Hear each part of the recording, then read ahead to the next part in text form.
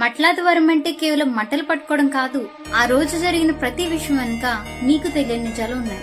అవేంటో 6 పాయింట్స్ లో చూద్దాం. పాయింట్ నెంబర్ 1, యేసయ్య శిష్యులతో ప్రభువుకి ఇది అవసరం ఉంది అని మాత్రమే చెప్పమన్నారు. అలా చెప్పగానే ఓనర్ వెంటనే ఇచ్చేశాడు. ఎందుకంటే అప్పట్లో రాజులకి ఏ జంతువునైనా వశపరుచుకుని రాజాధికారం ఉండేది. యేసయ్య కూడా అదే రాజత్వాన్ని చూపించారు.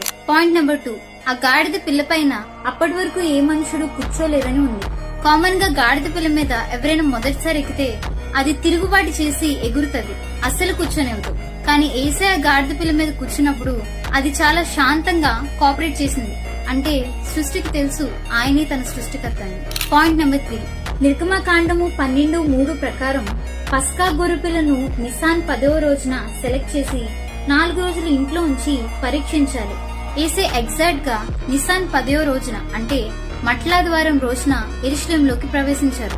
లోకపాప పరిహారం కోసం సెలెక్ట్ చేయబడిన గొర్రెపిల్లలాగా ఆయన వచ్చారు.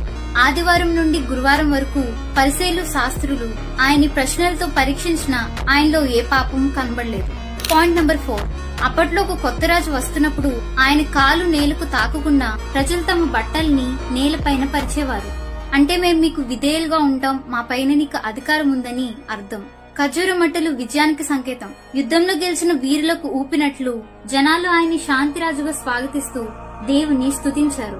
పాయింట్ నెంబర్ 5, యేసయ్య యెరూషలేంలోకి తూర్పు వైపునున్న గోల్డెన్ గేట్ నుండి ప్రవేశించారు. అయితే 1541వ శతాబ్దంలో సుల్తాన్ సులేమాన్ ఈ గేట్ ని మొత్తం రాళ్లతో ముయించేశాడు.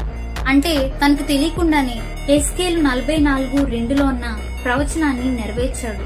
సుల్తాన్ మెస్సే మళ్లీ రాకూడదని సీల్ చేశాడు. కానీ రెండో రాకడలో ఆయన అదే మార్గంలో వస్తారు. పాయింట్ నెంబర్ 6, అందరూ హోసన్నా అని సెలబ్రేషన్ లో ఉంటే యేసయ్య మాత్రం యెరూషలేం చూసి ఏడ్చారు. ఎందుకంటే 40 సంవత్సరాల తర్వాత యెరూషలేం పట్టణం నాశనం అవుతుందని ఆయనకు తెలుసు కాబట్టి.